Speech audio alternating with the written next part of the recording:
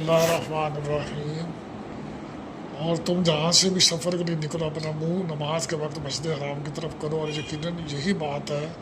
جو تمہارے پروردگار کی طرف سے آئی ہے، اور جو کچھ تم کرتے ہو اللہ اس سے بے خبر نہیں ہے۔ اب دیکھیے یہاں پر تھوڑا سا عرض کرنا ہے کہ اللہ تبارک و تعالیٰ نے مسجد حرام کی طرف رخ کرنے کا حکم ان آیات میں جو گزشتہ اور یہ ساری آیات ہیں اس کے اندر 3 مرتبہ دہرایا ہے۔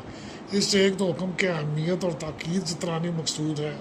دوسرا یہ بھی بتانا کہ قبلے کا رخ کرنا صرف اس عادت میں نہیں ہے کہ جب کوئی شخص بیت اللہ کے سامنے موجود ہو،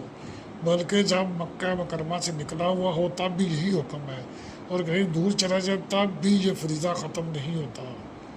البتہ یہاں اللہ تعالیٰ نے سمت کا لفظ استعمال فرما کر اس طرح بھی اشارہ کر دیا کہ کعبے کا رخ کرنے کے لیے یہ ضروری نہیں ہے کہ انسان کعبے کے 100% سید میں ہو، تو اگر سمت وہی ہے تو کعبہ کی طرف رخ کرنے کا حکم پورا ہو جائے گا، اور انسان اس معاملے میں اتنا ہی مکلف ہے کہ وہ اپنے بہترین ذرائع استعمال کر کے سمت صحیح متعین کر لے۔ ایسا کر لینے کے بعد اس کی نماز ہو جائے گی۔